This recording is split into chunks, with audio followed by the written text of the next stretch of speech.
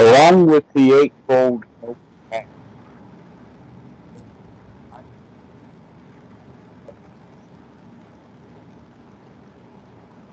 You're kind of breaking up. Can you hear me? Yes, I can. I can hear Okay, you. now I can hear you. Okay. I'll move the microphone a little closer. All right. Is that good? Perfect. All right. On the Eightfold Noble Path, there is the item of right livelihood, and that needs to be visited from time to time throughout one's life. But there is no one answer, one size fits all to anything. But basically what it actually is pointing to is when the mind is noble, there are some things that we just don't bother to do anymore. Now, in some places, there are a list of these things, but this didn't come in the time of the Buddha. The Buddha was just talking about right livelihood, and another way of talking about it would be right lifestyle. But in fact, that's possibly a better way of looking at it is right lifestyle. But in the list of no-nos has to do with the other precepts of right action and right speech. So if you have a lifestyle or a livelihood that just by the nature of that livelihood breaks precepts, then it would be better to revisit that on a regular basis to make sure that this is what you want to do. Now, the ones that are listed primarily would be the weapons and poisons and alcohol. That in fact I've had to I have talked and advised bar owners, and generally over time they begin to recognize that they could do other things with their time, and then they try to justify the bar owner by saying, well, at least I know how to talk to drunks to get them to go home, and other excuses like that to try to justify it. And being in one way of saying it is the average barkeeper is half time, at least half time, psychologist. Mm. And so over time, we recognize that even those kind of excuses don't work, and I really do have to get out of the business of selling alcohol. Another one would be weapons. So you could say possibly one way of looking at it is a gun store owner. But then the question is, where is this gun store located? Because if the gun store is in the hunting area in South Carolina where they're shooting deer and the people who come to buy the weapons are buying guns for hunting, that's an issue. But if that gun store is in fact the back end of a car after the guns have been purchased in another state legally and brought to this state to sell illegally, that's a whole new level. Because now we know that the targets of those weapons are not animals, but they're people. And so that's beginning to get really deep into heavy, dark, wrong livelihood. The issues of poisons are a little bit vague in the sense of if we have, uh, let us say, a farm, then pesticides may be okay. But what they have found is that some pesticides are really not. We lie to ourselves about them, and when the proof comes in, they take them off the market. Like DDT, for instance, is banned now in the United States. We've got a bunch of kids in the house right now. Sorry. It's okay. So DDT is still used in Asia because the Asians don't know how dangerous it is. So there's some issues about ignorance that's built into this, but it's hard to apply ignorance to weapons. It's hard to apply ignorance to selling alcohol, but there is reasons about the allowability of pesticides and things like that. And if you're looking at it from the example of killing, we talked about animals and humans. Now we're talking about bugs. But what about then being a medical doctor prescribing antibiotics? Don't those antibiotics actually kill bacteria and biotics? So how far are we going to take this issue of poison? Okay, so you see that it gets kind of complicated in there. And the best way to understand it is that we have to keep revisiting. And generally, the doctors will continue to say it's okay to use and prescribe antibiotics, but the farmer, it's not such a good idea to maybe find a better way and not use so much pesticides and chemicals. And so there's a range of things to look at with these three things of alcohol, poisons, okay. But then in the sutta, if we move away from the right livelihood into the other precepts, but we look at them from the perspective of a mind that's noble, when we're talking about right speech, then there is four kinds of speech that needs to be regarded or looked at, noticed, that kind of thing. One of them is a direct lie, telling a lie. Another one would be gossiping, in the sense of saying that my product is better than his product over there. That's kind of gossip. Go away from those people and come over here. So we have to be able to say, come over here and take a look. But we can't say, don't pay attention to those people. That's a form of gossip that's to be avoided. Okay. And so there's also an issue that has to do, this is closer to the Vinaya, talking about the monks, but they have a rule about buying and selling. Now, what do I mean by buying and selling? Most people look at the word buying, then they look at the word selling. But in the Pali, we're talking about one word, buying and selling. That would actually be business. That you buy things, and then you sell them, then you buy things, and then you sell them. Okay, and that this kind of behavior invites the belittling. It invites lies. It invites unwholesome speech. And on the internet, that would be in the form of selling something by belittling another company, saying that our company is better, it's number one, it's the best, don't go to those people. Or saying things that are not true. Selling things to people who don't want those things is selling. Okay. There's a difference between selling and being a cashier. So being a cashier is one thing, but being there selling stuff to people who don't want it, that's something that is akin to that. People don't like salespeople. Absolutely. All right. Here's the reason why: is because they're being sold something. This is also advertisement can go under the label of propaganda. Mm. Okay. So this whole industry of selling and propaganda and all of the stuff that's done on the internet is really suspicious.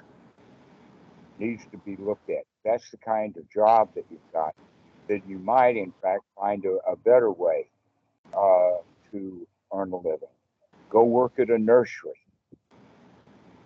There's two kinds. One that has flowers and the other one who has kids that are pretending to be flowers. But there's all kinds of things that you can do that would be a wholesome occupation. But that the problem with these things that we've been discussing has nothing to do with Hindu ideas of the law of karma. This has nothing to do with what's right and what's wrong. mm, It has all to do with how does your behavior and your attitudes and your thoughts and verbiage and words and whatnot affect you. Some actual jobs will cause people dukkha. When they wake up to the dukkha, they can see the dukkha, and then they don't want that job anymore. Other people will begin to wake up and recognize, oh, it's not the job that's giving me dukkha, it's the fact that I don't like this job. And if I'd start to like it, then I wouldn't have any dukkha. But then later on, that same student begins to wake up to say, well, now that I like this job, I can see it clearly, and I can see that, in fact, it is unwholesome and it causes harm to other people. Let me go find something else to do. Now, eventually, what you could say is that we want to, with wisdom, get our life together so that we don't have to do much. You can see that our society, we call it global warming, we called it climate change. But basically, what's going on is that humanity has exploited the planet Earth about as much as they can.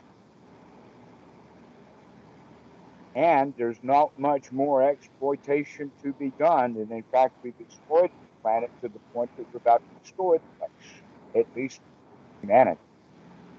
All right. In that regard, we can say that almost any job that contributes to our society is actually causing harm, and we should reconsider.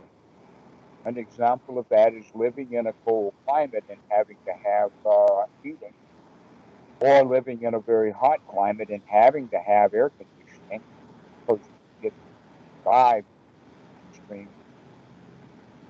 So maybe it's better to go live someplace where you can hang out all the time without ever worrying about becoming powerful. Okay? Taking that a little bit further, we could then say, oh, well, much of the global warming or the climate change has to do with transportation. Maybe it would be wise if I did not spend my time and my global warming coins, as it were, on transportation. And so we begin to get sedentary. We begin to see that all of these products that I have been buying have had an effect upon the world, and they didn't bring me the joy that I actually wanted in the first place. So why don't I rearrange or reevaluate how I go about getting stuff? One would be always buying used rather than brand new, if you can. Or another one is to not buy so much stuff. That in fact, if we can get ourselves into that minimalist kind of mentality, that it's taken us a long time for what we call tiny housing to catch on. It will take a long time because the people who know how to build houses know that building a big house is hard. So they don't want to build tiny houses that make it easy. Not only that, the best part about a tiny house is that you don't have any place to store junk. I like your style. I was looking at those. And we get tired of paying $60 a month for an off-site storage shed. And then we go, after paying $60 a month, we go into that storage shed 2 years later and recognize this is all a pile of junk. Why did I put this in that storage shed? And so eventually we begin to wake up to all of the things that we're doing that contribute to our lifestyle. And right livelihood is only just a part of the lifestyle. That we can open that up to include all of the precepts and figure out, well, how am I going to live my life? And the answer has partly to do with to find a way of living happily and easily without doing much, not needing much, not buying much, not producing much, just being at ease. And this is the whole lifestyle of the Buddhist monk.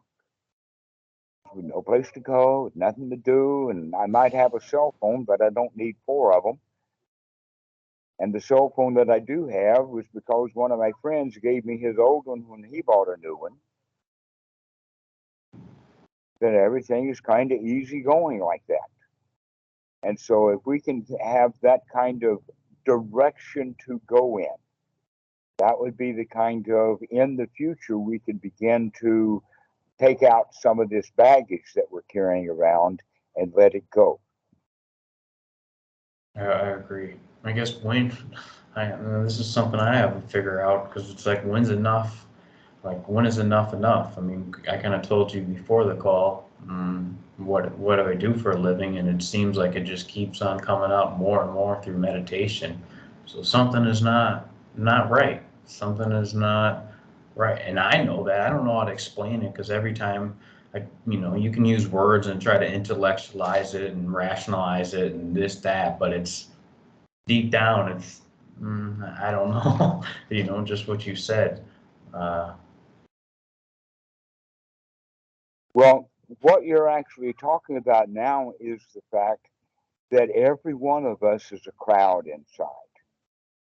We're a crowd because one of the things is that all of the rules that we have built up, all of the laws or all of the boundaries or all of the bars, all of the standards that we have set for ourselves have two qualities. One is that they're not even in agreement with each other, that we don't have 100% congruent laws. Governments don't, people don't.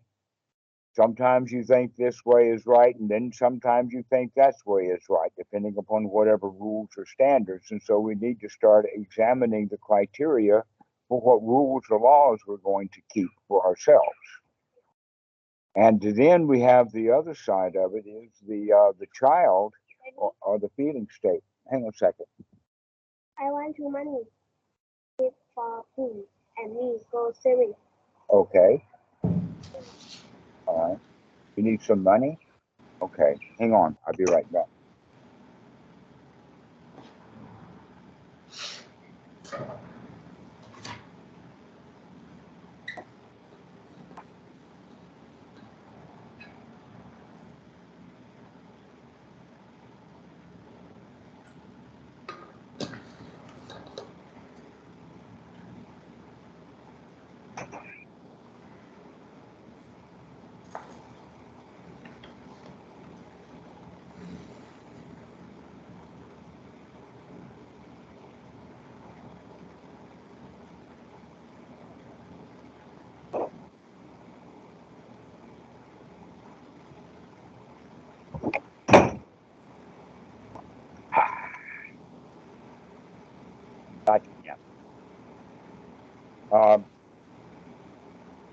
As we were talking about the integration of our own precepts or our own rules that we give ourselves, we have to learn to integrate them to make it less contradictory and whatnot. But then also at the other side, we have child ego state or our feelings.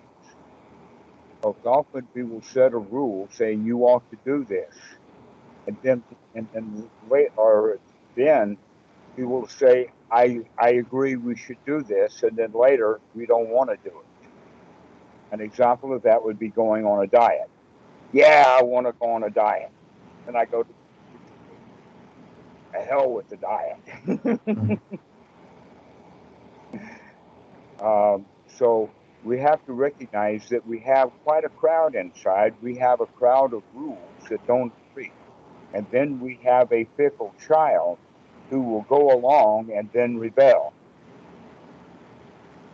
And if we get our rules straightened out on the inside, that means then that we can find ways of stopping being so critical with ourselves, setting rules, making plans, setting rules that we don't intend actually to follow through with. Or that we're not able to follow through with, and substitute those rules back to the teachings of the Buddha. The Buddha only says he has just one teaching, just one thing, and we can talk about that is in the sense of, okay, now we've got just one rule. And one rule is dukkha, dukkha nirodha. That's the only rule that we actually need. Is this causing suffering right here, right now? And if it is, let's stop doing it and do something new. Whether it's a thought, an action, a deed, a word, an attitude, fear, whatever it is, we can wake up right here, right now, and change it. That's what the real teachings of is about. And so then we begin to apply that to everything. And so you can say, oh, well, I want to quit this job because in this job I have to lie to people. It's not the right way to look at it. The better way to look at it is while you're writing this lie, can you then say, can I word this better so that it's not a lie? Can I tell the truth here instead? I noticed that you smiled. Okay, so this is because you would feel better if you told them the truth. You'd rather tell the truth and feel good about yourself telling the truth than telling them a lie and getting them to buy. Yeah, I mean, it only hurts me. I mean, so, and it's not even necessarily like my job entails, making them buy. It's,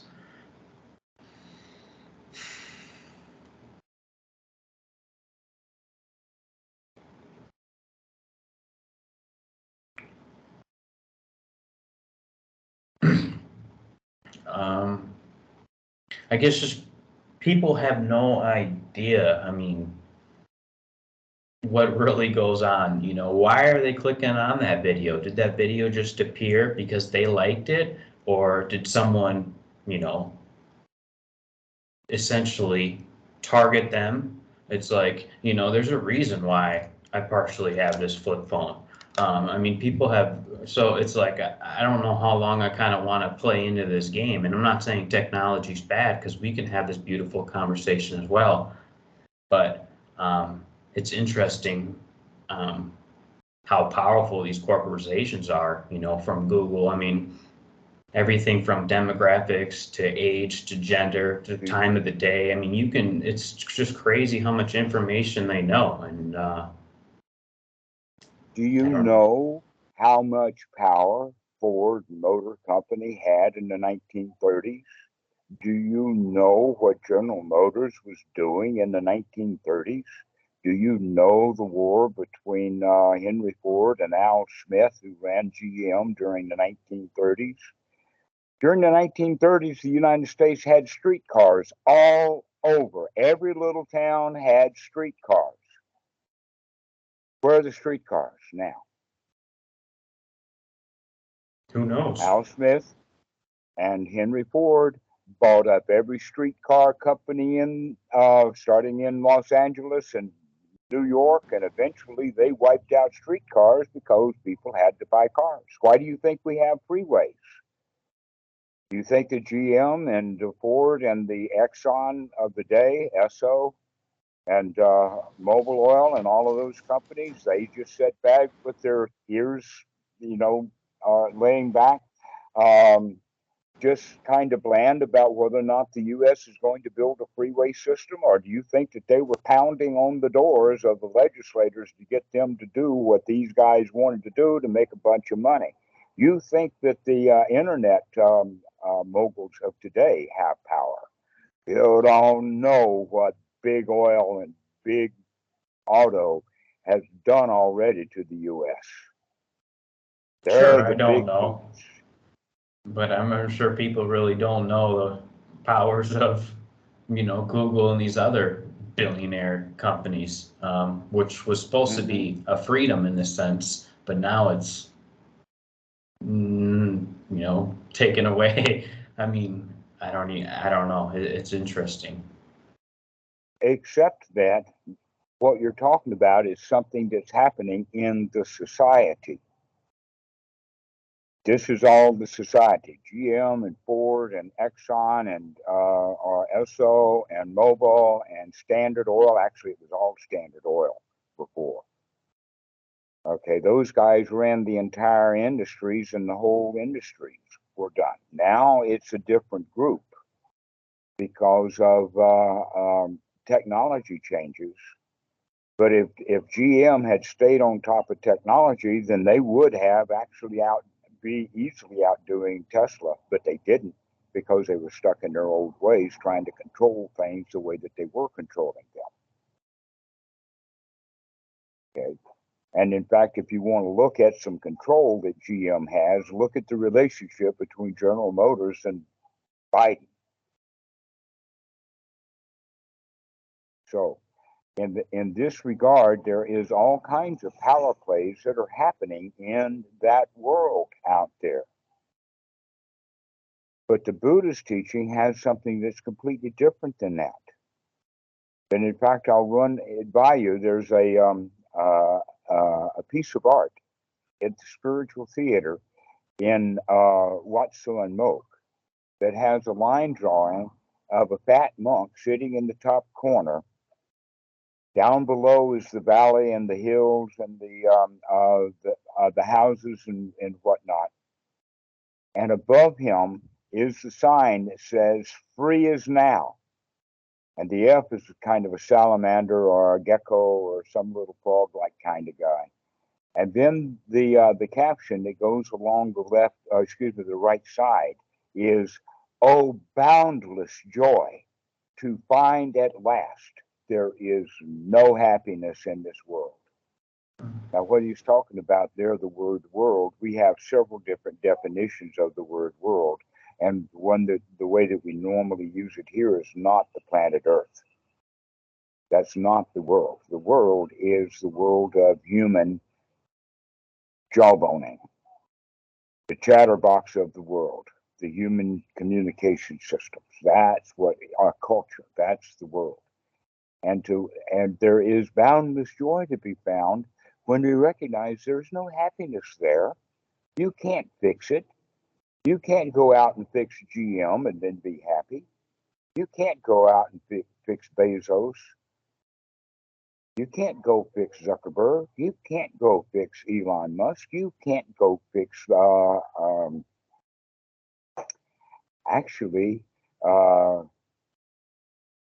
what's his name? Bill Gates at Microsoft. He actually is now old enough to start giving some of the money back. He's one of the richest dudes in the world, and he's got all kinds of projects.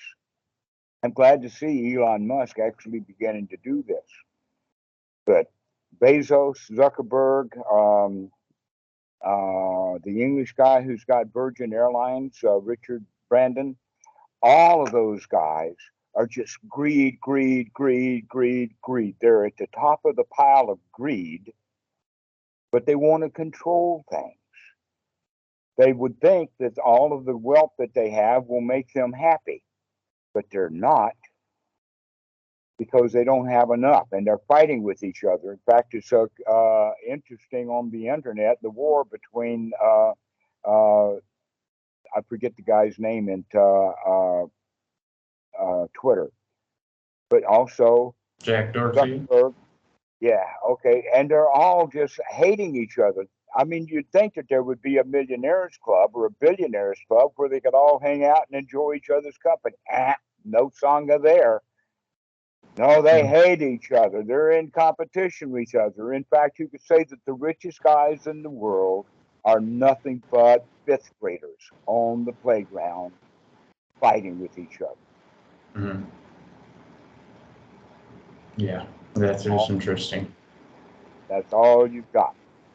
So you cannot fix the world. We need to find out is, how can we live our life in spite of the world? How can we live happily knowing that the world is genuinely messed up at its deepest core? And yet you'll find all of these people, the New Age freaks, the various factions, even some Buddhists, they want to go out and do things politically. They want to go save the world, save the earth, save the planet, save the forest, save this animal or two. And they're always out there trying to fix something. But number one, they don't get what they want. They can't fix it the way they want it. So they still remain unhappy. And it's not an actual good idea to say that what they are doing is completely positive. Sometimes they make a real mess of things, but you don't really know what's going on. Call them activists. The right way to live our lives is becoming pacifists. Become passive. Let it go. Drop it. Put it away. It's not to be fixed. You can find your happiness someplace else. In your own success, within your own mind. You can figure out how to do things and get it done. All right, now we kind of transition. I wanted to kind of talk to meditation. I know we went off a little, but it still all applies because I kind of wanted to know that answer.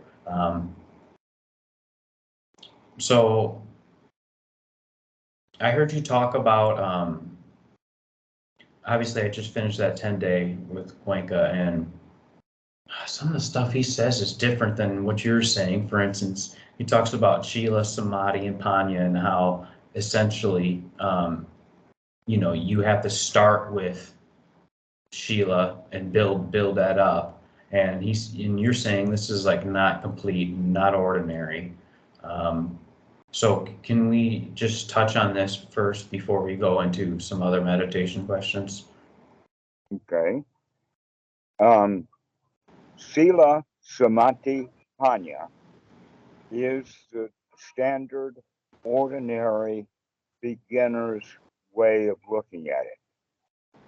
Sila, if it's not understood correctly, which is generally not, Sila winds up being a set of rules, a set of behaviors.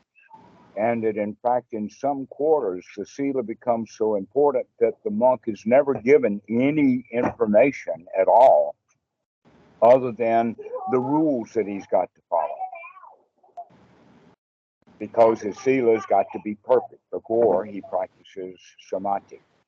And that's not what the Buddha teaches at all. He talks about it in the sense of purification, but Western mentality about purification and perfection are ideals. And we're trying to reach an ideal state rather than a working place, a place to start. And so the real way of looking at Sila is that if you get away from it all, now we're talking about not a long period of time, we're talking about right now, you can sit down, close your eyes with nobody around, and sit there and think about picking your nose or something, and you have perfect Sila right then. Your behavior is perfect. You're not killing anybody, you're not lying to anybody, you're not stealing anything, you're not getting drunk off of alcohol, you're not doing anything wrong right now. You've got your behavior, your Sila is perfect right here, right now, ready to go. Okay, so another way of thinking about Sila is actually another word that would be better to use would be solitude.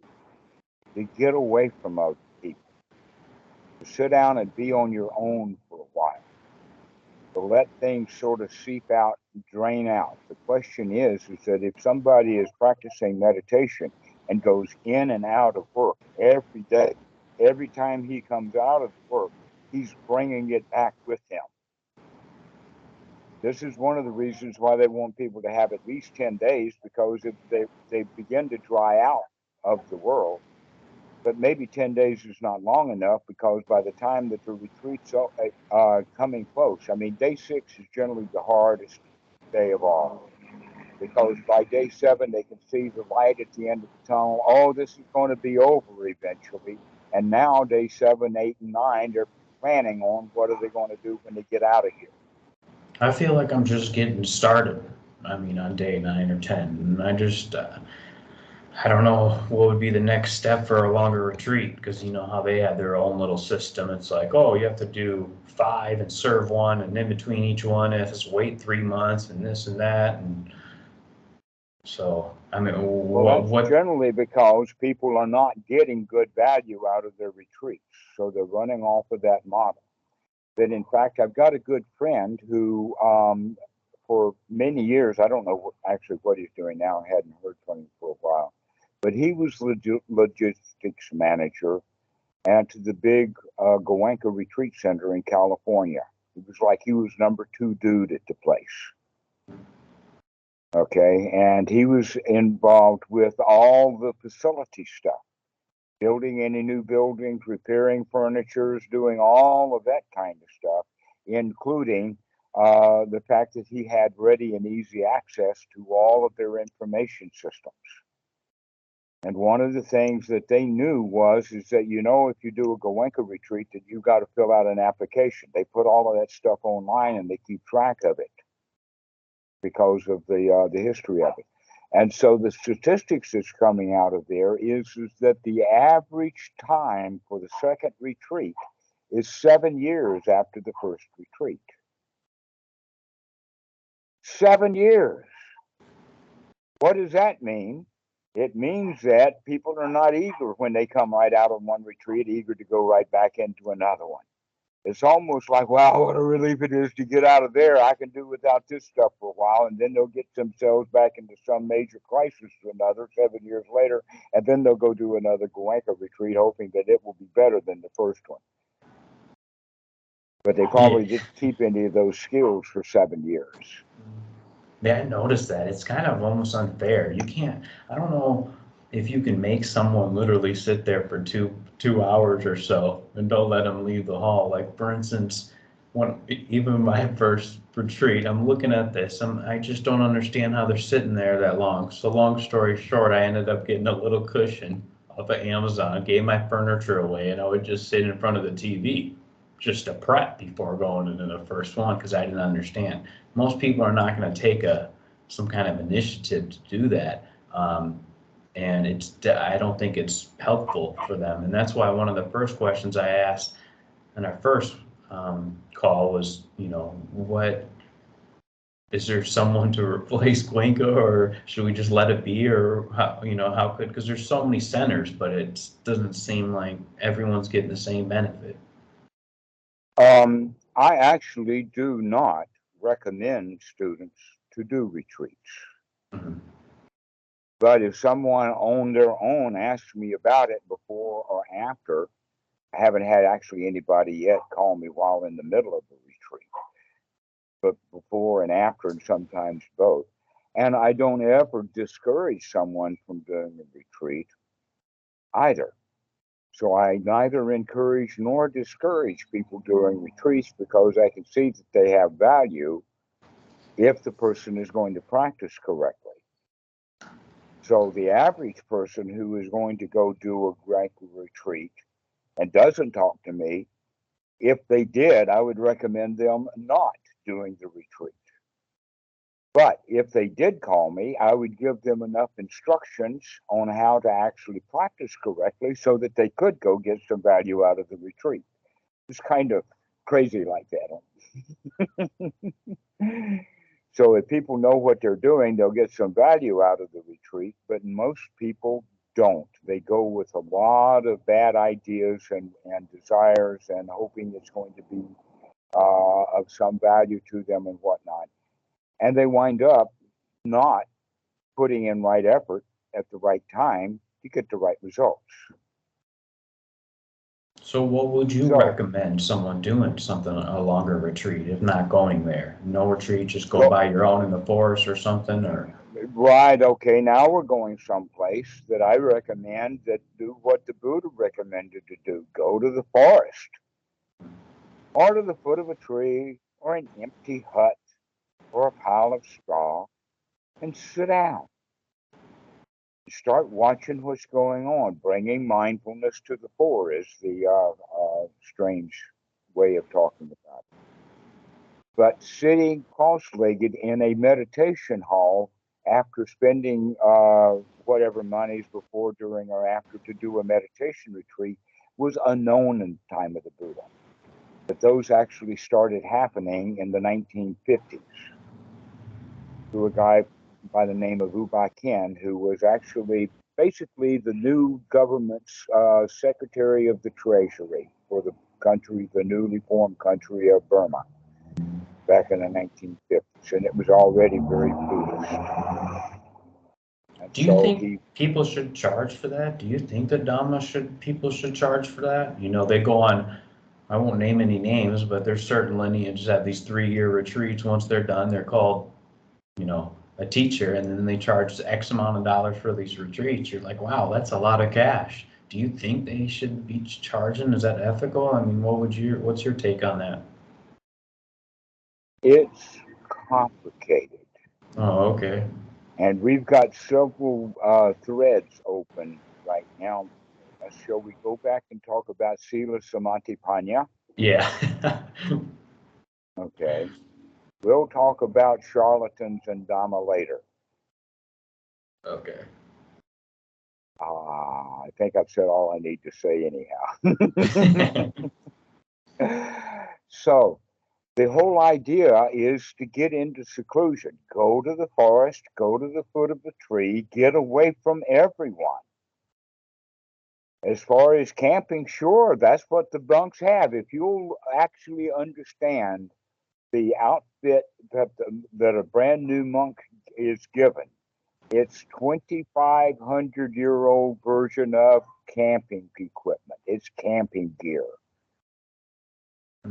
The pot, the robe to make a tent, the umbrella with the netting, and the big Sangati robe can all be used as tent bedding.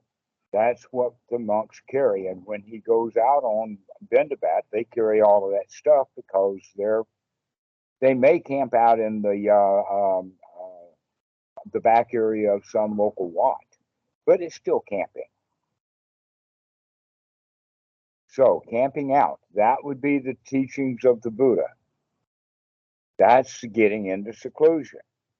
So by going camping, getting away from it all, not a retreat, because there's all kinds of legs and packages and wallets and things to look at. Right? But to the woods, no. Now we can be in solitude. When we're in solitude, our Sila is perfect. We got to give it that and say, okay, here we go from there. Unless, of course, you bring the chainsaw to the forest, and then we've got some questions about your camping equipment. But if you have the camping equipment that was in line with what the Buddhist monk would have, then you're good to go. Stay. And so now we go for the purification of the mind. And the purification of the mind is merely nothing but getting rid of the hindrances. That's all we have to do is throw the hindrances out of the mind, and yet Goenka doesn't even bother telling you about that. They don't even do much about you've got to clean your mind. You've got to clean it every time that an unwholesome thought comes up. Clean it out, put a wholesome thought in your mind. That's a part of the teaching that Goenka didn't get, and yet it's right there in the Anapanasati Sutta, as well as many places.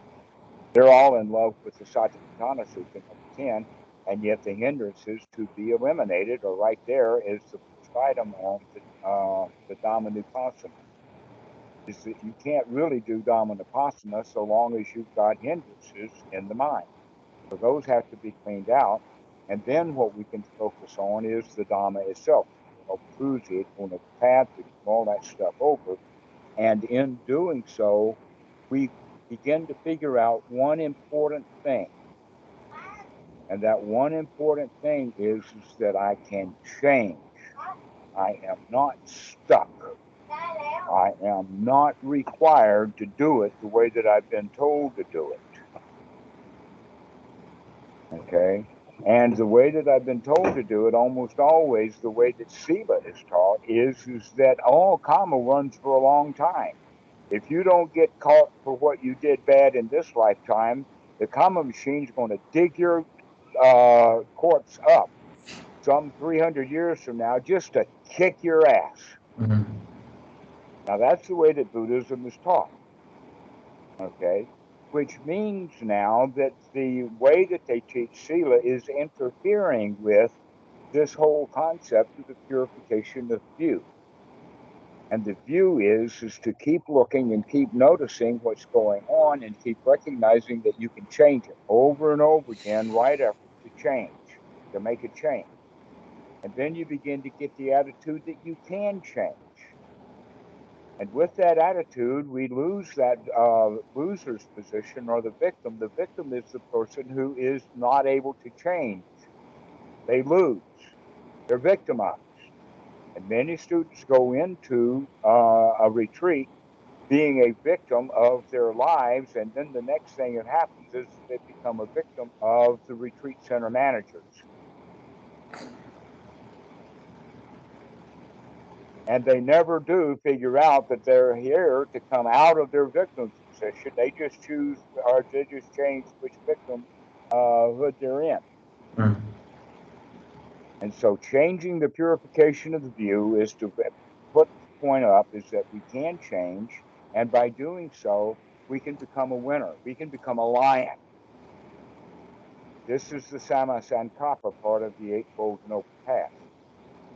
Okay, so there you go, Sila, Samādhi, pañña, the wisdom to wake up. Now, here's the thing. There are two Eightfold Paths. One is for the ordinary people, the Goenka students, the children of Thailand, and ordinary people. That's the religion of Buddhism. And then there is the Eightfold Noble Path of the nobles. And the Eightfold Noble Path, path of the nobles, is a supermundane path, and that path starts with pañña, goes to samādhi of the mind, and then Sila is the natural outcome of having a mind that is together. So we start with the wisdom. Okay, so somewhere along the way, people have to make that transition from the ordinary path to the noble path. And that transition is problematic. For many, many centuries, in fact, that transition was kept secret, esoteric, etc. Because the actual teachings of the Buddha in the time of the Buddha were well accepted because he was friends of the kings. And they just let these guys just hang out and have a ball in their lives. But when the number of people started doing that, the kings and the Brahmins and whatnot couldn't control them anymore. The Brahmins were losing a heck of a lot of cash and not gaining the land because their favorite thing was funerals. And boy, did they reckon cash at funerals. They still do big time in India. The funeral is a big, big event. And all of their property. Get the right Brahmin to do the right ceremony at the right place on the Ganges River at Varanasi. And it is a huge charlatan racket that they've got going. Why? Because they convince the people that there is a soul. And so while the body is burning there, while they're chanting, they can tell at the right time that actually the funeral pyres are so small that they have to break the legs to get the legs to fold over so that the feet will burn. But there comes a point in time when the nose starts to bubble, ferociously bubble, like boiling water, which means that now the brains are boiling. Right? And so they call all the other Brahmins over that are doing other funerals in this place at the burning hats in Varanasi, and they'll take their sacred club. I think they've only got one, and they share it around because they don't do two of these ceremonies at the same time. They can wait. It doesn't take long.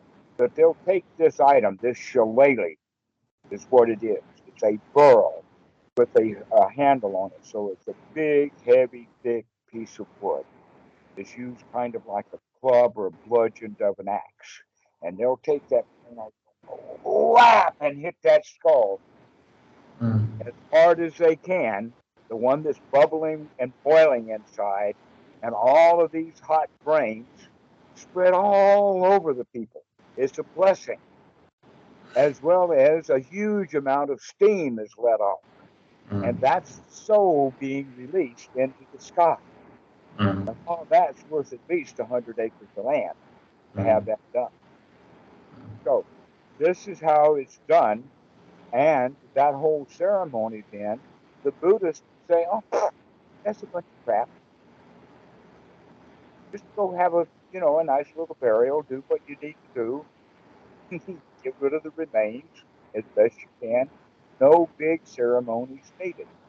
But everybody likes a big ceremony. So the whole point about all of this is that it was kept secret because the Brahmins began to hate that there were people all over the place who were wise enough to see through their racket. And so Buddhism became an object for the Hindus to weaken and destroy and bring in. So the Buddhism of today is actually part of Hinduism. With the Buddha being the 24th Tathāgatha or something like that, and all of that.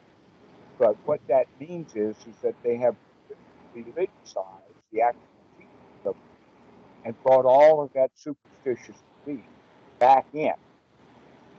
And so that's the ordinary Buddhism, is the Buddhism of superstition. And so the way that the actual nobles remained alive, you think that that became completely true, then the nobles get wiped out. Oh no.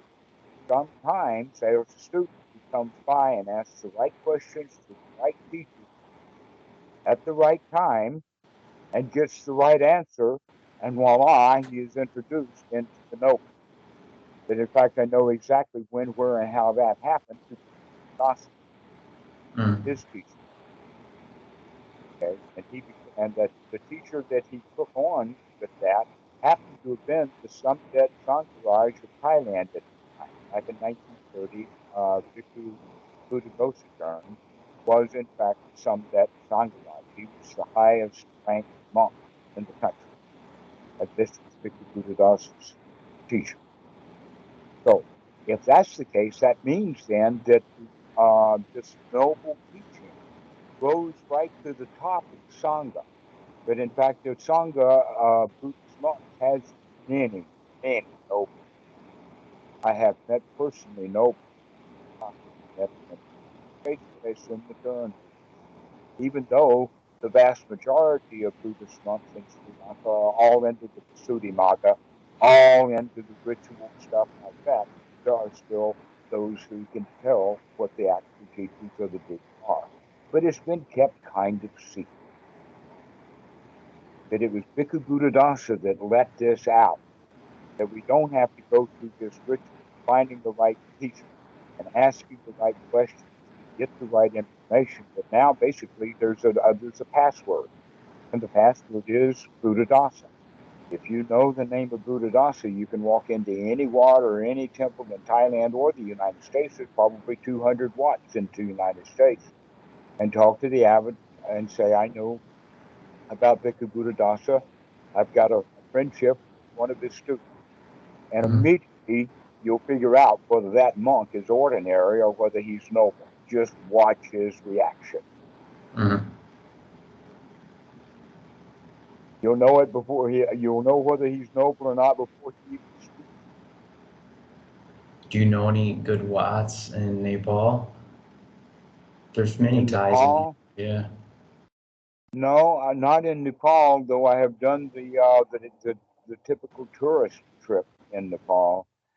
But I would say that Nepal is closer to Tibetan Buddhism, with Dhammasala and all of that, Rishikesh and whatnot like that.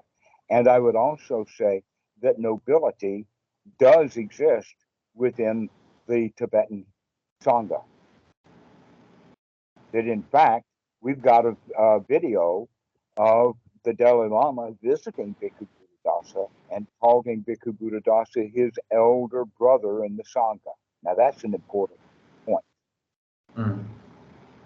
that Bhikkhu Buddhadasa in Thailand is considered to be his elder brother of the Dalai Lama. So that connects both of them together in a very noble way. And so that's evidence enough that the Dalai Lama is noble.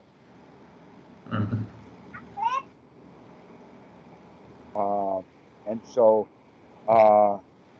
there have been nobles, there have always been nobles, but within Western Buddhism, we've had a kind of story, oh, there hasn't been any enlightened beings since we've lost how to do it. It's something that we've got to rediscover. And then, in fact, in pragmatic Buddhism, a movement in the United States, they are actually intent on trying to rediscover the actual lost teachings of the Buddha, not knowing that they've never been lost.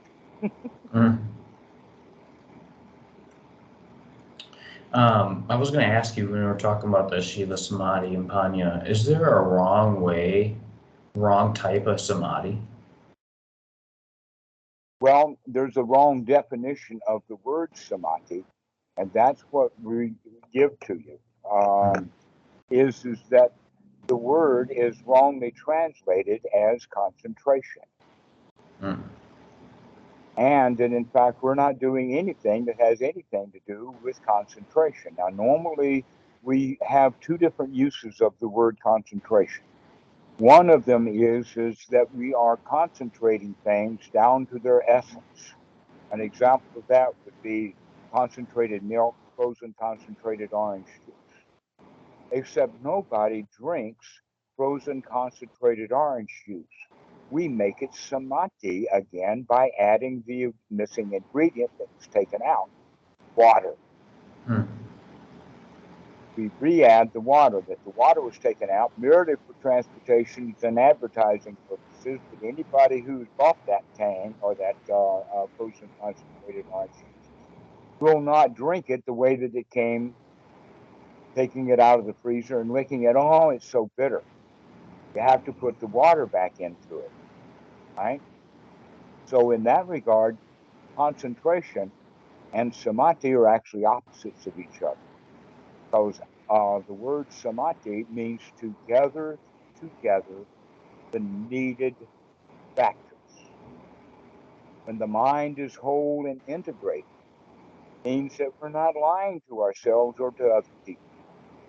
What do you mean by that? Lying to ourselves and other people splits us up, makes us a crowd. We're separated now between the truth. We're back and forth, we're wishy-washy. In doubt. I don't know, do I do this, do I do that? The mind is no longer unified. It's now a crowd. If you have a rule or a standard, oh, I ought to do this, and then you don't do it, now that's a crowd again. Do precepts help with that when you take precepts? Is that the point of them? I mean, what is the actual point when you take precepts to help purify the mind so you're not this, that, or no? The precepts were the teachings of the Buddha that have the Eightfold Noble Path, that have right speech, right action, and right livelihood, is what nobles do. Also, the whole quality of the triple gem of taking refuge in the Buddha, in the Dhamma, and in the Sangha. All three of those.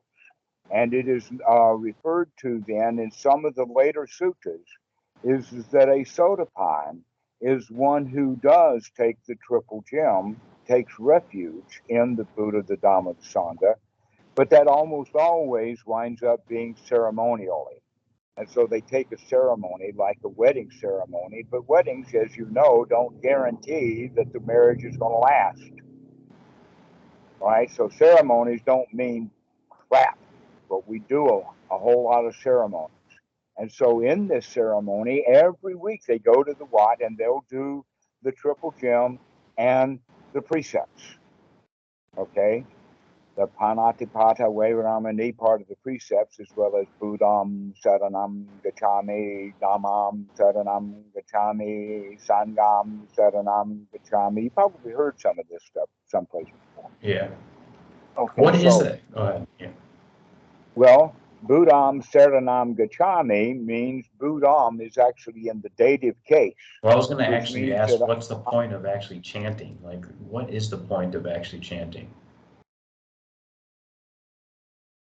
Well, if you are chanting in that moment, that you are chanting wholesome chants and you understand what you're saying, the mind's not wandering away. You're spending your time focused on what's going on, and you can actually mull it over. Do I actually understand the Dhamma well enough to take it as a refuge? Do I understand Sangha well enough to go find a Sangha to find refuge in? And do I understand the Buddha and take refuge in that to be able to do it right here, right now?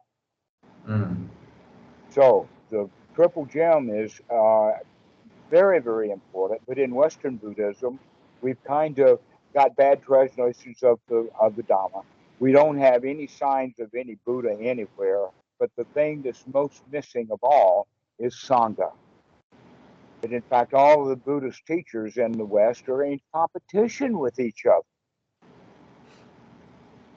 They're not Sangha, they're not best of friends, like the Dalai Lama and Bhikkhu Buddhasa were the best of friends. They were Sangha together, the noble Sangha of nobles.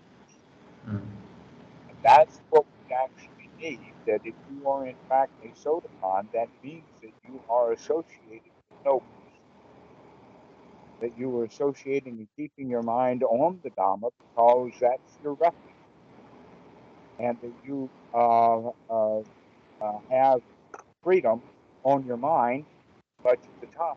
And when the mind is noble, then because the mind is noble of the that means he is not killing people, he is not harming people, he is not lying because he's got no reason for that because the mind is noble. Okay. So there's your word samadhi again, and so we can go back to the issue about concentration, because there's another kind of concentration. And that's when mommy tells the daughter, do your homework. Sit down and do it. Concentrate. So the baby doesn't like doing the homework. What you do instead is sit down, work really hard, get into it, try hard, and we call that concentration, pushing. Not happily lollygagging our way through our algebra, but pushing them because we don't like it. And so there is actually in the frame of about there is no value.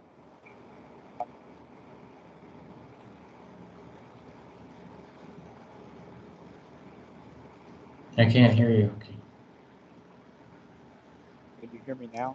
Yeah. Now I can, yeah. Hello? Yeah, I can hear you. Can you hear me?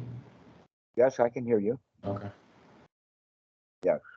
There is a bit of noise in your microphone, but it's not a bother. When you move around, it rushes against your chest. Okay. Okay, so we were talking about concentration as being not what we're practicing. Is that we're practicing gathering the factors together. We can see gathering the factors together of the Eightfold Noble Path means right sati, right investigation, right effort, and right attitude. And we bring those together to bring us samadhi mind. The actual practice that we do is gathering the factors together of the first jhana, which means removal of the hindrances to gladden the mind, to apply the mind to the wholesome, sustain the mind of the wholesome, and practice with gladdening the mind to practice the skill of feeling sukha, not dukkha, and then be able to control the high points, the elation, the top gear, the top dog stuff of being over the moon in joy, which is called the piti. But that's temporary, it doesn't last long, but we still have to gain those factors together. So the first 5 items of the first actually 5. There's an actual 6th one in some sutras, and that is the body is relaxed. Let the body relax is actually part of Anapanasati. Now, going back to the Goenka retreat, especially about the strong determination state, is that the students are not comfortable. They're not relaxed. They're really uptight. They're scanning the body, but they're not actually scanning for the tensions in the body to release the body. You said, yeah, once you said like, you said like Goenka scanning gone wild. Like, what do you mean by that? Do you think any method that has to do with scanning the body is bad, or would you say that's good, or neither or? Well, it's a very formalized practice of doing step 3 of Anapanasati. There is a much more natural way of doing it. But in fact, we Westerners are very much in favor of doing things in an organized way rather than doing it in a natural way. That in fact, you could not build the Great Pyramid at Gaza in a natural way. It had to have been done with great organization. We run our school system with great organization. All the children in one age, they teach them all the same thing in first grade, and they teach them all the same thing in the second, and in the third, etc., like that. And then they allow some diversity only in high school. But it's not much diversity because whatever they have is only what they have available at that school anyway. Okay, so a kid can't take a course in rocket science because there's no course in rocket science to take. All right, so it's all organized. And so the Goenka retreats are all organized. And even his teaching of step 3 of Anapanasati is all organized. And if we practice Anapanasati in an organized way, we'll miss the point. It has to be practiced naturally. Okay. And so the organized method is going to start at the top of the head, get some sensations, begin to move around and down, etc., like that. And when you're over here, you're not paying attention to what's over there. And then eventually we get scanned to the word you can scan all the body at one time, so they say. I don't know of anybody who does that. But one of the real outcomes or one of the real goals is to scan the body well enough so that you can find the tensions, the discomforts, the things that need to be adjusted, and take the right effort to adjust them so that the body can come to a state of peace and relaxation. Step 4. So we actually learn to control the breathing, to breathe in long, mindfully breathe in long, and mindfully breathing out long. Will actually then train and change the mind to start paying attention to our breathing. That if we just say, oh, just watch the breath, the mind will just wander away immediately. Right. It's sort of like the distinction between playing a video game versus watching someone else play the video game. If you're watching someone else play the video game, then it's really easy to get distracted. If you're playing the video game, it's going to get really hard. Mom can call her 2 sons, and one's playing and the other one's watching. The one who's watching the game is going to pay attention to mom, and the one who's playing the game is going to ignore her. He's going to stay in the game. Okay? So, in that regard, if we're actually breathing in long and breathing out long and thinking about breathing in long and breathing out long, then when the unwholesome thoughts possibly coming from mom come up, we're not going to give them any shift. We're just going to throw them out. Never mind, I'm going to start watching the breath again. Never mind, start again. So we have to control the breathing, because if we're not controlling the breathing, then that never mind can take a long time before we come back and start again. And most of the time when people see that their mind has wandered away and are now in hindrances and are now in unwholesome thoughts, they won't change the thoughts back to wholesome. Instead, they'll punish themselves. They'll be critical of it. Oh, you let the mind wander away. then they have doubts. So I don't know if I can do this or not. Maybe Goenka is the problem. Maybe the retreat's the problem. Or maybe this and that and the other thing is the problem. And now we're just all into our thoughts. So it's not, And so scanning is not necessarily bad. It's just the organization as far as systematic way, you would say.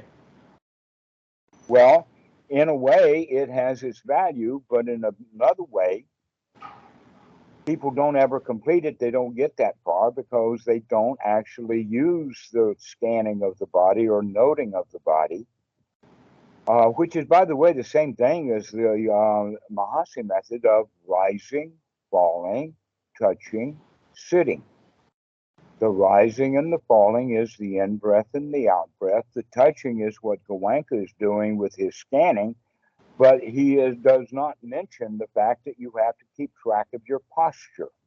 And we keep track of the posture with a proprioceptic body sensation. In fact, right now, the example is you know exactly where your feet are.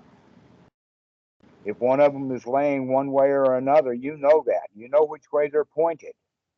Whether one of them's flat on the floor or raised in the air, if a heel is on the floor, if a toe is on the floor, all of that information you know, and you don't have to look down to see what your feet are doing. How do you know what the feet are doing or what position or posture they're in?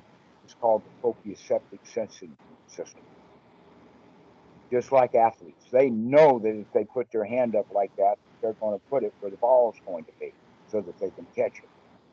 And all of this is done with a very sophisticated processing mechanism inside the mind that works very fast. Humans are actually surprised, except that dogs do the same thing.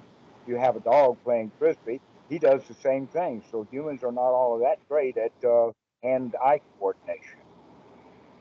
But the dog could not jump in the air and catch that frisbee if he did not have that kinesthetic awareness of what his body was doing. That's a good question. So I guess it seems like after a lot of these retreats for me, it seems harder to fall asleep because the energy in the body, there's so much sensations and just buzzing all over the place. Does that just come with longer periods of time and there seems to be a little more sensitivity? Obviously it wears off after 2 or 3 days, but somewhere I hear lurking in there is a rule about shalt go to sleep. No, I just said it You may were be told harder that when to. you were a child, you got to go to sleep. You got to get up in the morning. You got to go to school. Okay, so we live our lives being told how to live, and when we are practicing something now that does not promote our rules, we get confused.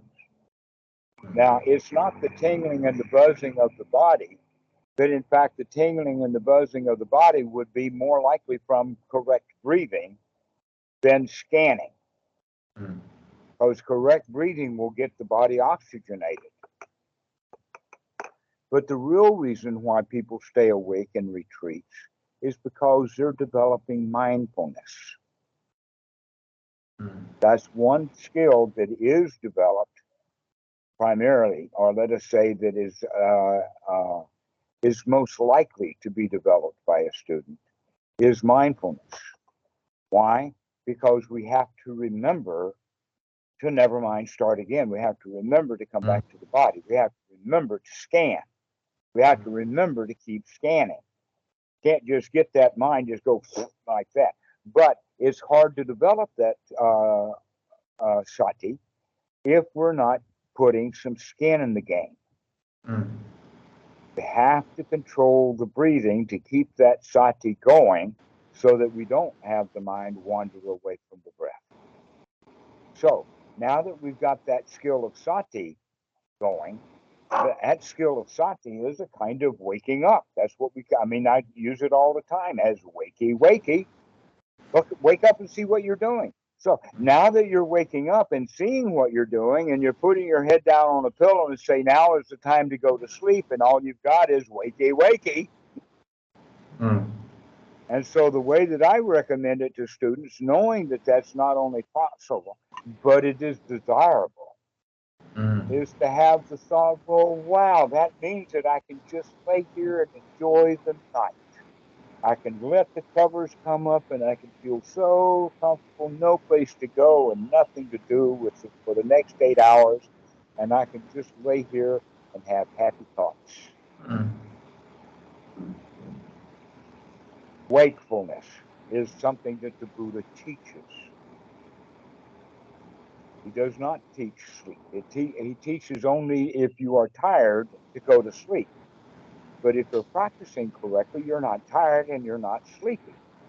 And so what do you do all night? In fact, the monks practice this at least twice a month. The most practicing monasteries, not all city monasteries do this. And some of them, the city monasteries will do it occasionally throughout the year at a ceremony. And that is when the whole wat stays up all night long. No one goes to sleep. Mm.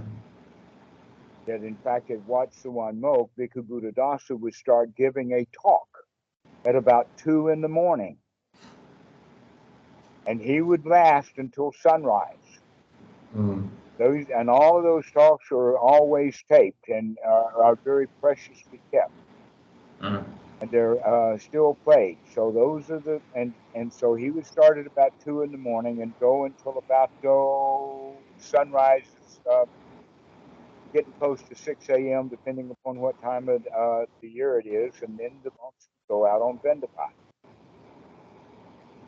Other monks would leave the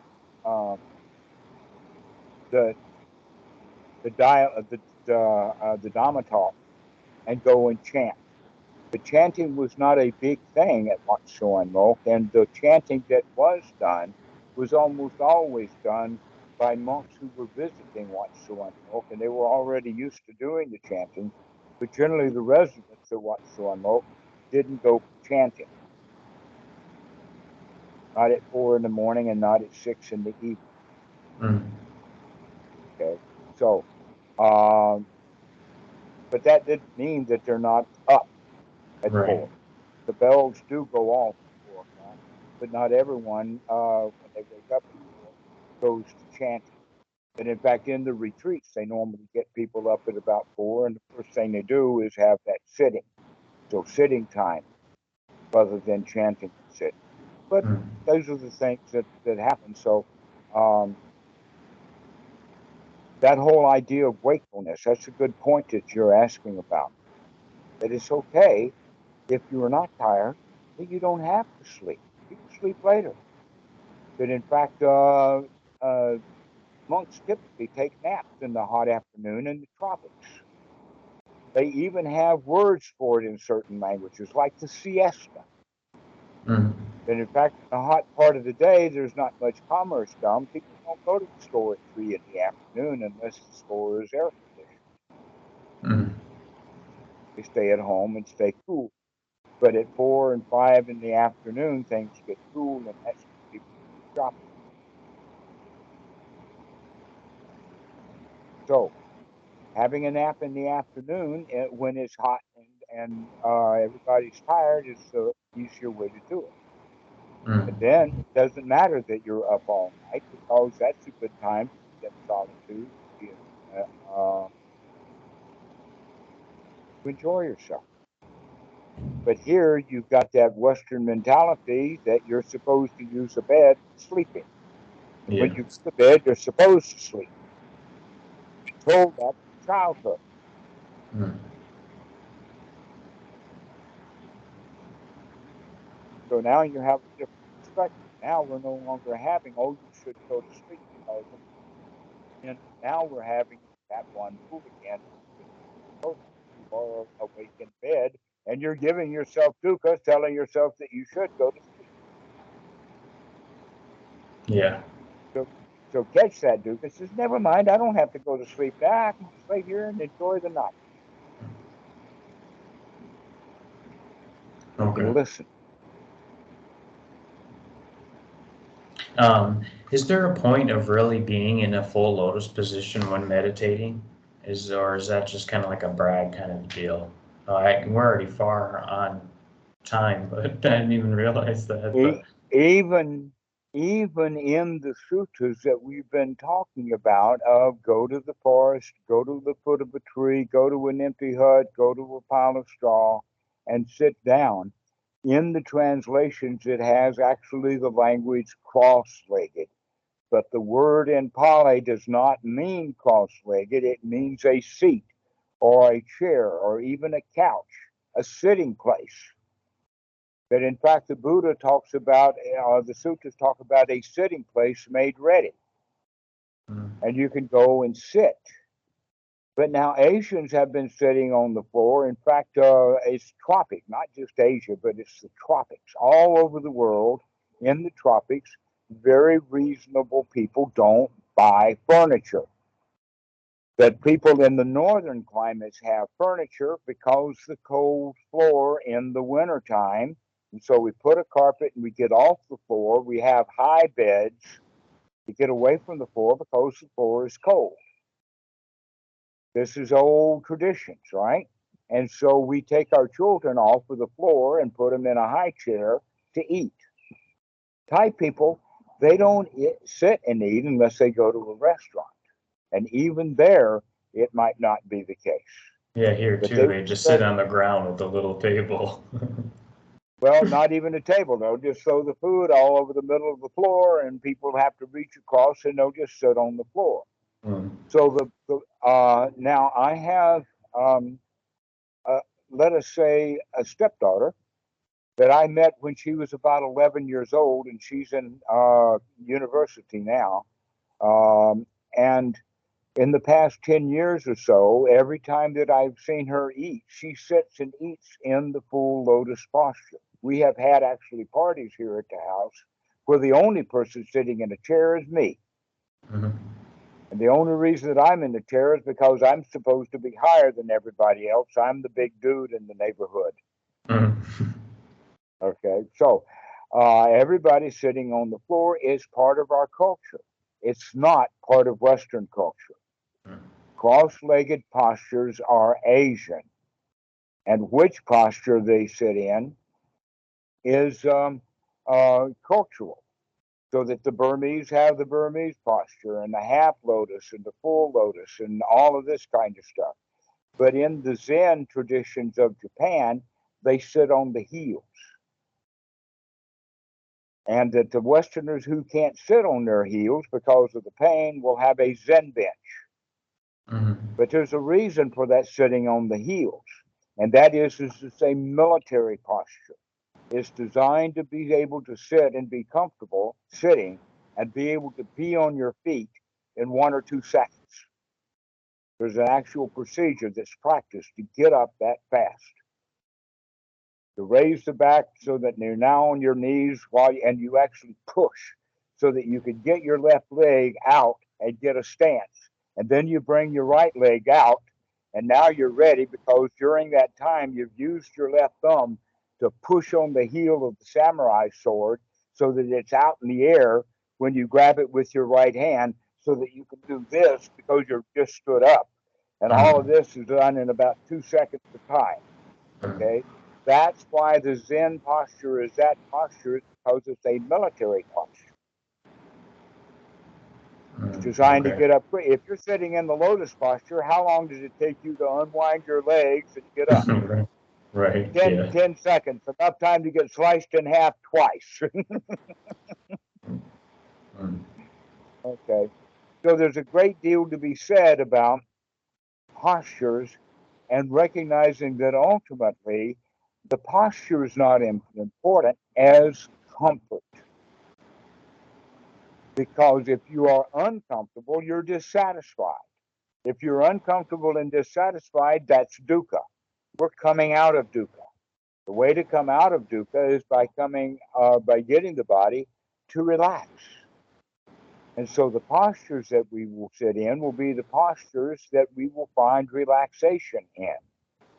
And if sitting on the floor in a cross-legged posture or sitting on the floor in a full lotus has value, ego, okay.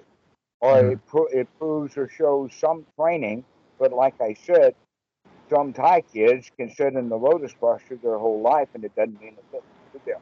They do it naturally. It's an easy posture to sit in.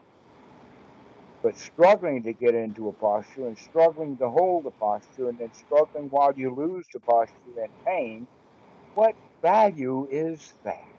Right. Okay. What value is there in that?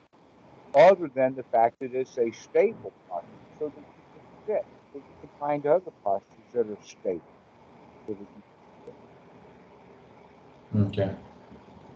And since you were raised in the West and were given a high chair instead of the floor to sit on, your body has grown into a position to where it's not natural for you to sit on the floor.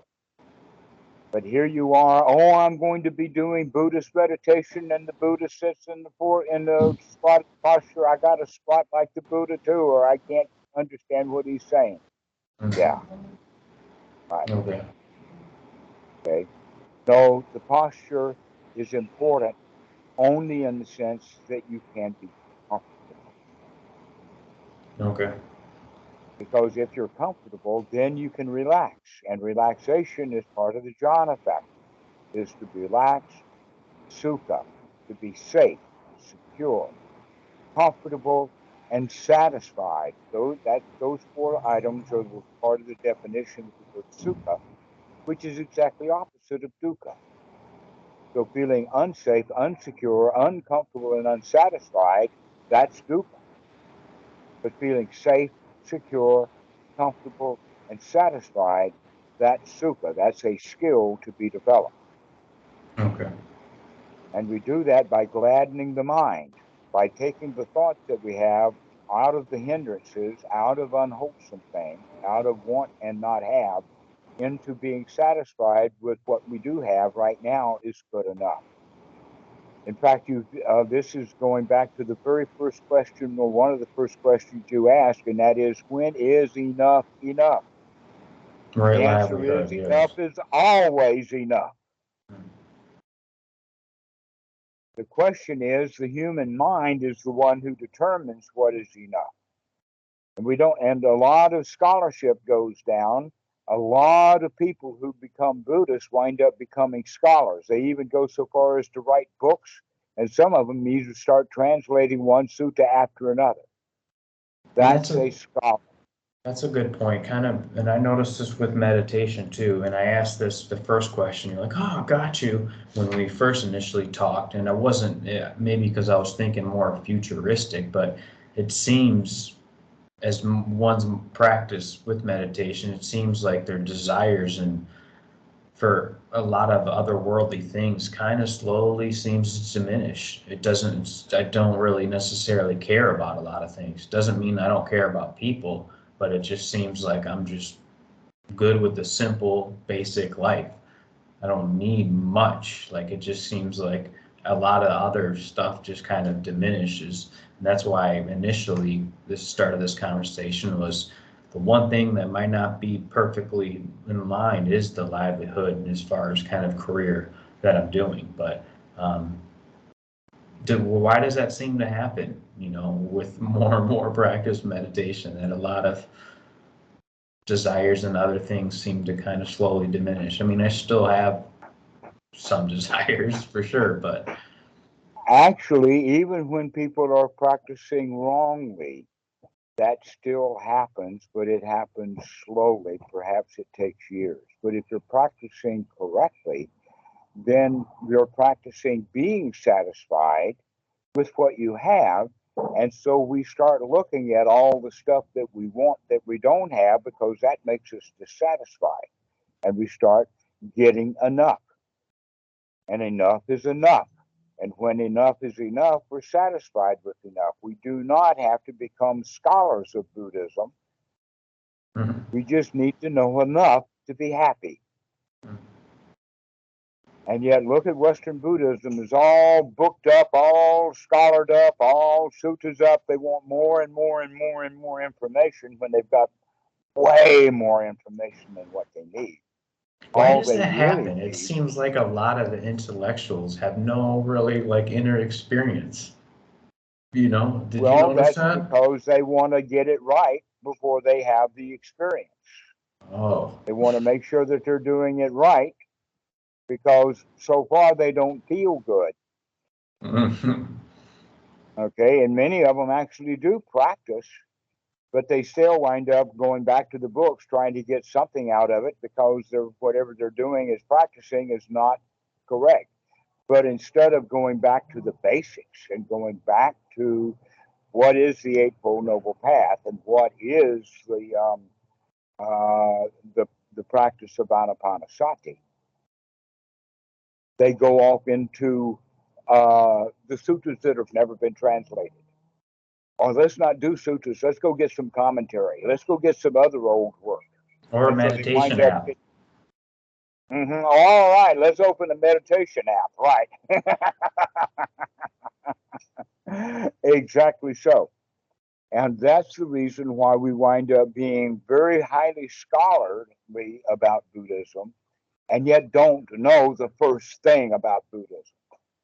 Mm.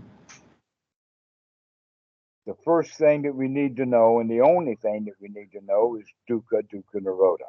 That's all we need to know because that's all the Buddha teaches. And yet we've got 45 volumes of old text. We've got Jatakas, big, thick books. We've got Abhidhammas, huge number of books. When all we need is some of the basic stuff. Now, it's interesting to fill in some of the gaps and some of the holes to make things interesting. An example is that I will often quote the sutta where the Buddha says, "Oh, monks, I will teach you one thing. The mind is so fast that I do not have even an analogy for how fast the mind is." That's in the Anguttara Nikaya. But normally I teach out of the Majjhima Nikaya. But there's a lot of stuff like that it fills in the gaps, it touches the holes and whatnot like that, and it makes it interesting to continue getting that kind of information. But many people have gotten full hog into getting the data all correct before they ever learn to do anything. And people do that with chemistry. I mean, they would rather read a book of chemistry than get out some nitro and get out some glycerin and blow themselves up. But that's where chemistry lies. Chemistry lies is when you start putting things together and see what reactions you get. Yeah. And Yeah. So why does it happen in meditation that certain, whether it be childhood traumas, certain houses that you lived in, it almost seems like they come back like picture clear, and even possibly before that, and you can almost see like every action or wrongdoing that you did at a kind of an action because of that action. It seems like you can really start narrowing down these things, and it becomes evident. It becomes truth. I don't really know how to explain this, so I'm hoping you can help me with what you're pointing at is that when someone, average, ordinary Joe Blow, finds his way into a Goenka retreat, he brings in a whole lot of stuff that's been happening, how he got to the retreat, what's been going on, who got him into the retreat, what's happened this week, what happened with his job when he left, and all of that kind of stuff. And so we come into the retreat with a whole lot of recent garbage. But none of that stuff is very deep or very valuable. And so those kind of thoughts kind of melt away. And now we get back to the old stuff, the real crap. But then towards the end of the retreat, now we've got to make plans. Now we're thinking about the future. And the right thing to do is to stay out of the past and stay out of the future and practice being in great shape right here, right now, to forgive ourselves of the past, to let the past go, to see that much of our past is in fact critical and also dangerous in the sense that we remember every bad thing we did. We remember every bad thing that happened to us, or at least it seems like that, where that stuff actually affects our daily lives all throughout our lives anyway. We get off into a corner or into meditation and we get away from all the stuff that's happening in the world. All the old stuff that we brought with us starts to come up. And how do we deal with that? Same way we did with the new crap. We just say, never mind, throw that stuff Start out, again. start again, come back to the present moment, take a deep breath and enjoy your moment. Come back over and over again. Yes, in fact, you've probably heard of the 3 watches of the night. No. Never heard of the 3 watches of the night? It's one of the big items on the rebirthers list. It's, aha, the Buddha teaches rebirth, the Buddha teaches reincarnation. Aha, we got it right here in the sutta. And so that's one of the reasons why it's very famous.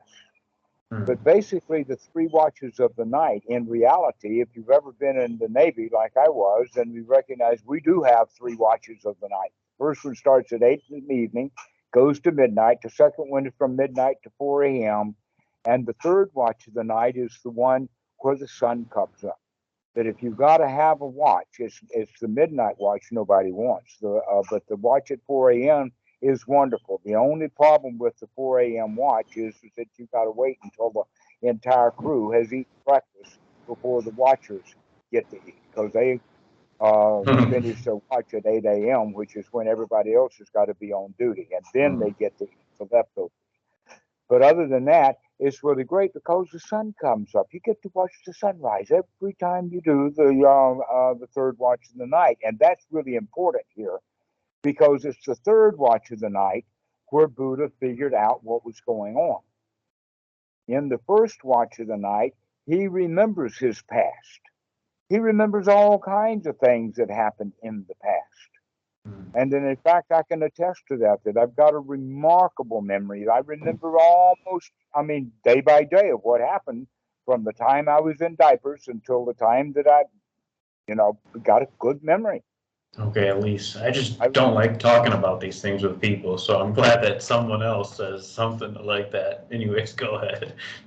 Right, yes, I've got an excellent memory. But it's also a clean memory now because I don't have to have the emotional baggage that comes up with it.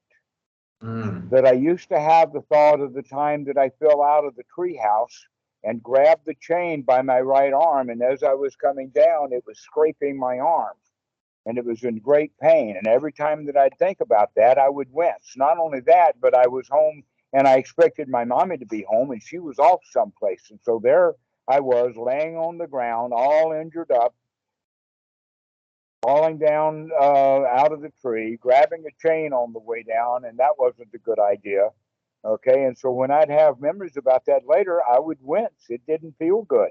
Now I can happily, joyfully, because it's just an old memory. It doesn't mean a thing anymore.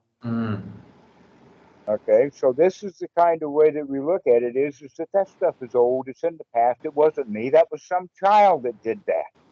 That's not who I am now. I've changed. That's the whole point of understanding personality. I am not that child. And I do not have to feel the way that the child felt when I have these memories. And so when you have thoughts about what you did to that poor girl in high school, you can say, that was not me. I don't do that stuff now. So I can just forget about it. I've already learned my lesson from that. I don't treat girls the way that I treated that girl.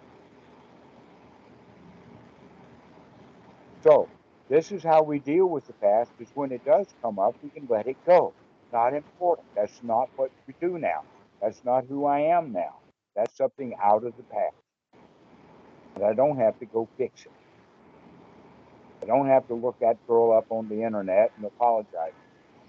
She probably doesn't even remember my memory. It's not even mine. And in fact, I don't even know if it happened or not, because there's no way to verify it. And we make up a lot of memories. I remember, in fact, I still remember my grandfather planting that concept. And I was in a conversation with my mom about it when I was about 16 years old. And she says, you could not remember grandfather planting that concept because I was only a teenager and you weren't born yet. My mom wins out. I got to believe her. That memory of remembering my grandfather planting that pecan tree is a constructed memory. Mm. It may have been another tree, or it may have been something else that I The remember. mind is so tricky, and we do that over and over, play these little things. Our memories are not always so clean as you would like to think. One of them also on that regard would be that I remember saying something to someone that was really terrible, except that when I thought that thought, I did not say it out loud. But the Mm. memory is that I actually did say it out loud and did have to suffer the consequences. Oh, poor me! I'm such a terrible piece of shit because I said something I didn't even say it. Mm. This is what memory is. It's good. It's not good going in. It's not good sitting there, and it's not good when it's retrieved. Mm. It's almost like a hard drive that's got some sectors missing. Mm. And it's spotty because we didn't take in good data, because we're often mixing what we're thinking with the other input that's coming in. And so much of the things that we are actually living out in our experience is constructed in our own mind at the time anyway. And so it's polluted when it goes in. And then it's polluted because when it's in there, it gets mixed up with other memories and we're not quite sure. And then when it comes out, we feel bad about it. So much for remembering. That's one of the things that you could say that's a human curse, because dogs don't remember so much. You Mm. can beat a dog in the morning and he'll be friendly with you in the afternoon. You beat a person, he's going to be angry at you for gosh, how many years? Mm. So, memory is not such a good thing. But Sati is not that kind of memory. Sati is to remember to be here now, to remember to stop thinking about memories and to start being in the present moment. That's what the real practice is all about. Now, these 3 watches of the night that we were talking about, Ken, that we can remember things that happened in the past. And then the next one, and so people will say, oh, well, that means past lives were 1,000,000 years ago. No, our past lives was that time that was falling down that chain. That time that I did that thing to the girl, that was a different person. So I have been many things with many names throughout this one lifetime. I don't have to add on to it a bunch of crap that's even older than that. Mm. The Buddha says, stay out of the past, this one. So what do you think that the Buddha would have to say about stay out of the past, even the old ones? Mm. The next one is the second watch of the night is the coming and going of beings. Now, this is actually the idea that, oh, the Buddha can now stand on with some sort of pinnacle or mountaintop of time and see people as they go through various lives. And that's the magical idea of it. But a better way of looking at it is to imagine yourself that you're standing in the tallest, fairly tall building, 3 or 4 stories up. You look out the window, and below is a hardware store, and you see this guy walk into the hardware store. And then a few minutes later, you see him walk out of the hardware store, but guess what? He's a different person now. His wallet is lighter and his heart is lighter because he's got a heavy thing that he's carrying. Mm. Right? Not the same person. The guy who came into that hardware store is not the same guy who walked out of it. Mm. Now, we try to think, oh, yes, it is, because of the personality. But the fact is that personalities are fluid. They change. This is what is really the understanding of right view or personality view, is to understand that that personality is not fixed. It's movable. Now, the third watch of the night is called the destruction of the taints. Well, what are we talking about now? The destruction of the taints came up with the coming and the going of beings, and the destruction of the taints had come up with old memories. That's the daylight. That's when the sun rises, because we can see what's really going on. The actual knowledge to become free from our own past. Mm. Mm. So that's the teaching of the 3 watches of the night. To wake up, see what's going on, and to drop all of that old stuff. Well, I think So that's a when you perfect. understand it, Go ahead. so when you understand that, you can recognize, no, the Buddha did not teach this religious stuff about the precepts and you got to behave this life so that you'll have a better life next time. No, he says, have a better life right now. Don't wait for the future. Now is the time. That's why he called himself the Tathāgatha. The Tathāgatha means the one who is gone to the thus or the thisness, to be here now, the one who is in the here now, not stuck in the past or longing for the future, but right here, right now. That's where our freedom lies. Mm. Freedom does not lie in the past. It does not lie in the future. That your safety and your security, as well as your freedom and your comfort and your satisfaction, is always right here, right now. And as we progress and feel comfortable and confident in doing that, that's when we change the attitude of, I could do this. Mm. I am a winner. I can get my mind together. I can come out of the past. And so that's the most important teaching of the 4 of the part of the Eightfold Noble Path, is that samādhi, the attitude, come out of our childhood victimhood and come into the present champion. You are your own life's champion. One of the students one time said that everyone is an emperor of their own pile of dirt. But most of the emperors are buried under their pile of dirt, and a few of them are struggling, trying to get out of their pile of dirt to where the nobles are just sitting on top of their own world. Never mind, it's just a pile of dirt. You're sitting on top of the world. That's the supermundane. That's the local power. It's just being above it all. Let the past be the past. You don't have to deal with it at all. I'm sure we can keep on going forever. I always enjoy talking to you. You've shed so much light. I guess let's just end this, and I'm sure we can hop on a call sooner or later. From the Okay. topics that we talked about, especially right livelihood, because this thing's kind of burning me up inside. It's like the last fetter I need to get rid of.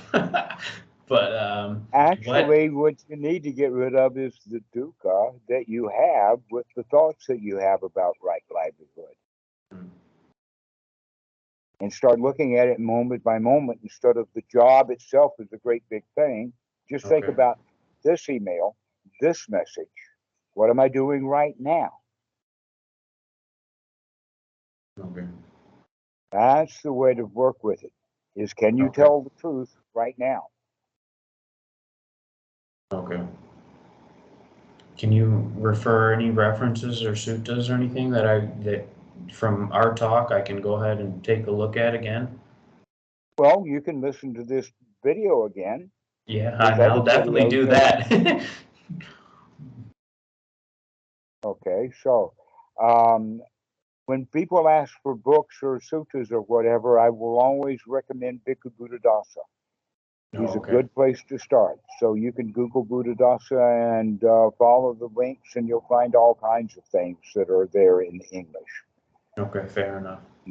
In fact, about 10% of the stuff that he has done has been translated into English, and the other 90% is not available to you until you learn to read Thai. Mm. And I don't think that you need to do that. I think you can find all the Dhamma you need, quite enough of it, within the stuff that's been translated already. Okay, fair enough. Fair enough. Well, I appreciate it. Thank you so much again. Okay, John. I'm really glad you called. This has been a happy conversation. Thank you. I enjoyed it too. Take it easy. We'll see you Bye. soon. I will see you. Bye.